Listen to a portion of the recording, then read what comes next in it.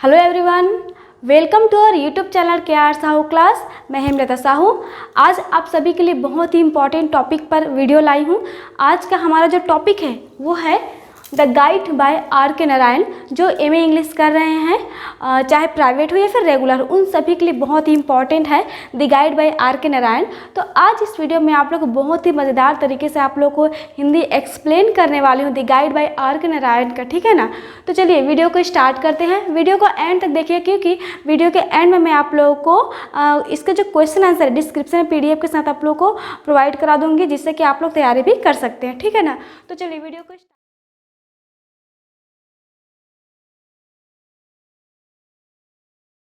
ठीक है ना।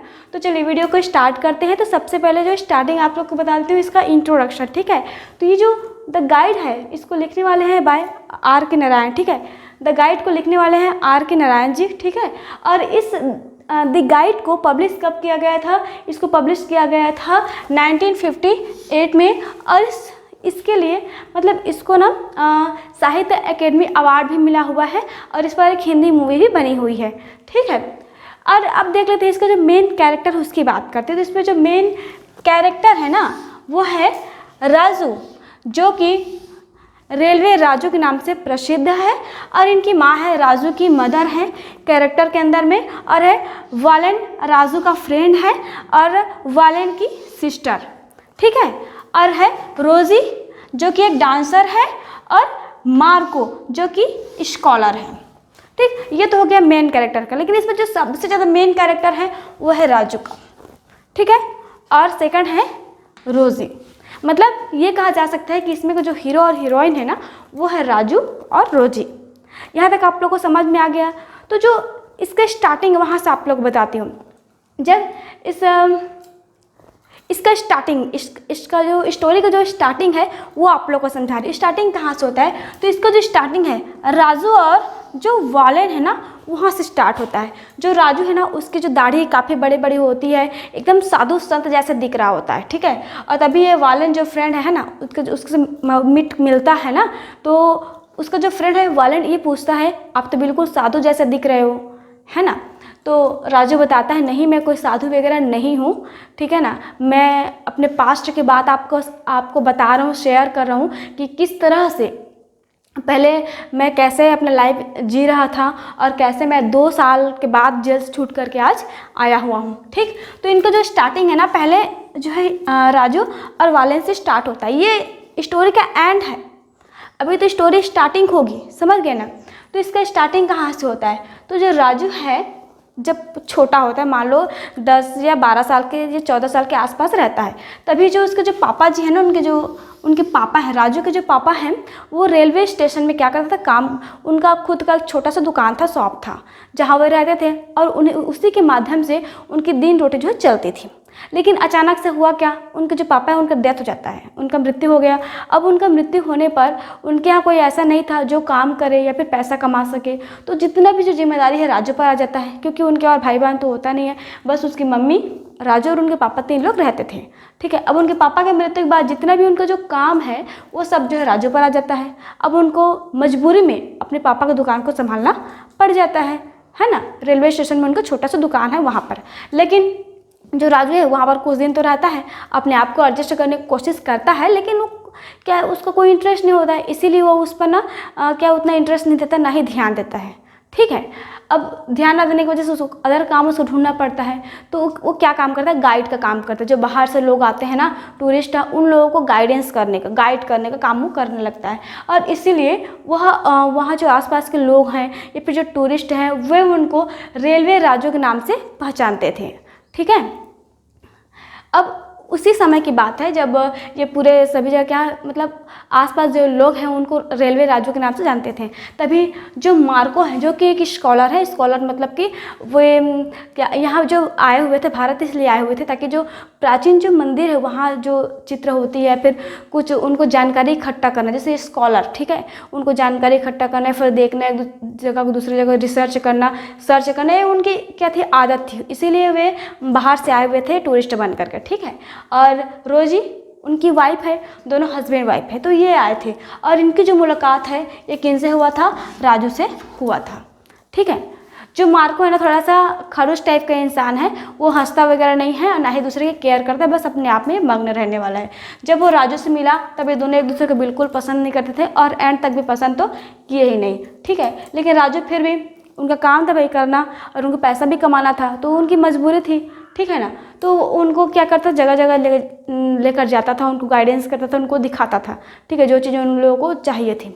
और इसी के माध्यम से वो रोजी से ही बातें करने लगा था, क्योंकि जो रोजी थी ना बहुत सुंदर थी, बहुत अच्छी दिखती थी, ठीक है। और धीरे धीरे जब उन लोगों में क्लोजली आ गया, क्लोज हो गए, जब उनको यह पता चला कि उनका जो हस्बैंड है वो रोजी को बिल्कुल ही पसंद नहीं करता है, मार्को, ठीक है ना, मार्को बिल्कुल भी पसंद नहीं करता था रोजी को।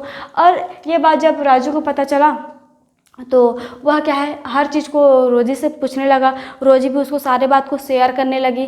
तब क्या होता है, दोनों में क्या है, थोड़ा क्लोज मतलब फ्रेंड बन जाते हैं, ठीक है। रोजी एक अच्छा डांसर होती है। इसके साथ ही आप लोग बता दूं, जो रोजी है ना वो एक डांसर की बेटी होती है। और आप लोग सोच सकते हैं कि इस टाइम की बात है, 1958 है ना, उस टाइम की बात है, जो डांस करते थे ना उनको अच्छी नज़र से नहीं देखा जाता था, है ना। तो इस वजह से उस टाइम जो लोग जानते थे, हमारे जब यहाँ इंडिया की बात करें तो जो रोजी है ना उसको वैसे पसंद नहीं करते थे, जब लोगों को पता चलता था कि ये डांसर की बेटी है, डांसर है ना।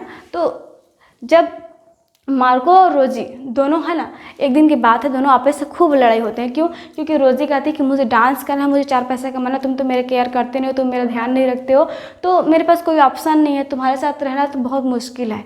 यह दोनों के बीच का मेन झगड़ा होता है, दोनों झगड़ा होते हैं। फिर जो मार्को है ना उसको छोड़ करके चला जाता है, ठीक है। अब ये जो रोजी है राजू से कहती है कि राजू ऐसा ऐसा प्रॉब्लम है, मेरे साथ ऐसा हुआ है और मुझे तुम्हारे घर में जगह चाहिए। तब राजू क्या करता है, अपने घर ले आता है, अपनी मम्मी से मिलाता है।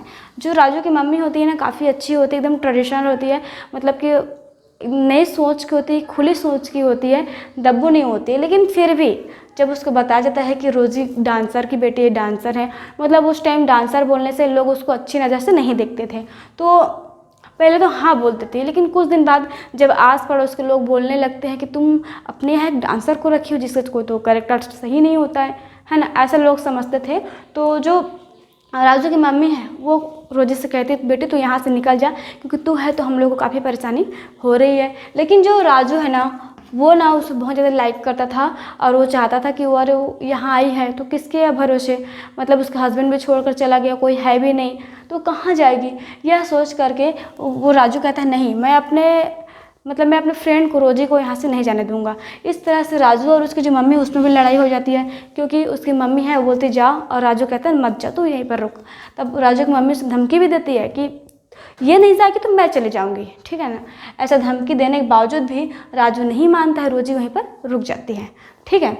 अब जो रोजी है ना वो राजू के यहाँ करके रहने लगती है और तब रोजी डिसाइड करती है कि मुझे डांस करना है, मुझे स्टेज परफॉर्मेंस करना है, स्टेज में नाचना है और मुझे खूब पैसा कमाना है। और वैसे भी राजू भी जब इसके यहाँ रोजी आकर के रह रही थी तो उनका 8-10 हज़ार के आसपास जो है उनका कर्ज हो गया, ठीक है ना। तो उसको पैसा को भी छूटना था, मतलब है ना क्या करना था, उसे चुकाना था।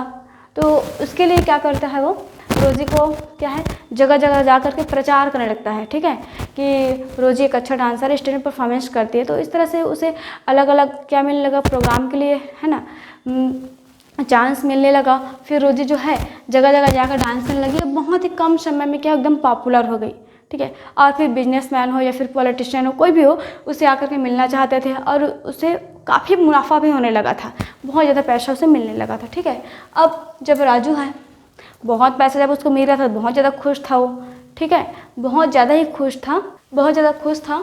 और राजू है ना वो अब इतना ज़्यादा पैसा में अंधा हो गया था, वो बिल्कुल भी क्या बोलते हैं कि वो पैसा के अलावा उसे रोज़ी के भी इम्पॉर्टेंट महत्व जो है ख़त्म हो चुके थे, बिल्कुल भी इम्पॉर्टेंट नहीं दे रहा था। वो तो बस इतना सोच रहा था कि अब रोज़ी भी मुझे नहीं चाहिए, बस मुझे उसका पैसा चाहिए, ठीक है। और जो रोज़ी है उसके हस्बैंड उसके लिए एक बुक भेजते हैं ना, तो जो राजू है वो उसको नहीं देता और ये उसके कोई नौकर के थ्रू उनको पता चलता है कि तुम्हारे हस्बैंड ने तुम्हारे लिए कुछ बुक भेजा था और वो राजू ने उसको नहीं दिया, है ना। तो बहुत दुखी हो जाती है और राजू से आकर के मांगने लगती है कि मेरा बुक दो जो मेरे हस्बैंड ने भेजा है। तो कहता है ठीक है ना, मैं कुछ दिन बाद दे दूंगा, लेकिन वो नहीं लौटाता। फिर कुछ दिन बाद क्या होता है, जो रोज़ी के हस्बैंड है उनके लिए एक खत भी भेजता है, लेटर। तो ये राजू है ना उसको भी देता नहीं है, उससे फर्जी तरीके से ले लेता है, ठीक है, और रोजी को वापस भी नहीं करता है। जब यह रोजी को पता चलता है तो पुलिस में कंप्लेन कर देती है, ठीक है, और पुलिस आता है और जो राजू है जेल चला जाता है, और इसलिए वो 2 साल की सज़ा काट करके आज आया है गांव। तो गांव के लोग उसको देख करके साधु समझ रहे हैं। क्यों? क्योंकि उसका दाढ़ी काफ़ी बड़ा बड़ा है और सेविंग वगैरह किया नहीं है, मतलब कि अच्छा नहीं दिख रहा है, तो लोग उसको पहचान भी नहीं पा रहे हैं और साधु समझ रहे हैं। तो उससे रिक्वेस्ट कर रहे हैं कि हम बहुत काफ़ी वर्षों से हमारे गाँव में बारिश नहीं हुई, तो आप कुछ कर दीजिए, कुछ कीजिए। तो राजू सोच रहा है क्यों ना मैं इनके लिए उपवास रखूँ, और उपवास रखता है जिससे कि गाँव में बारिश हो जाए, लोग फसल कर सकें। और उपवास रखने की वजह से वो कुछ दिनों तक उपवास रहता है बिना खाए पिए ना, तो इस वजह से उसको चक्कर आ जाते हैं और वह नीचे गिर जाता है। नीचे गिरने की वजह से यह पूरा क्लियर नहीं कहा गया है कि उसका मृत्यु हो जाता है या फिर से वो जीवित होता है। बस इतना दिखाया गया है कि गाँव वालों की भलाई के लिए वह नीचे बेहोश हो जाता है, बिना उपवास रखने की वजह से वो बेहोश हो जाता है, और बस यहीं पर स्टोरी ख़त्म हो जाता है। तो आप लोगों को यह कहानी जो स्टोरी समझ में आया कि नहीं मुझे ज़रूर बताइएगा, और पसंद आया तो वीडियो को लाइक शेयर करिएगा। और आप लोगों को वीडियो के नीचे डिस्क्रिप्शन में इसका क्वेश्चन आंसर का PDF भी मिल जाएगा, लिंक को टच कीजिए, वहाँ जाकर देख करके अपना तैयारी भी कर सकते हैं। तो मिलते हैं फिर नेक्स्ट वीडियो में। कैसा लगा जल्दी से जल्दी कमेंट कर दीजिएगा, आपको कितना अच्छा लगा कि नहीं लगा मुझे ज़रूर बताइएगा।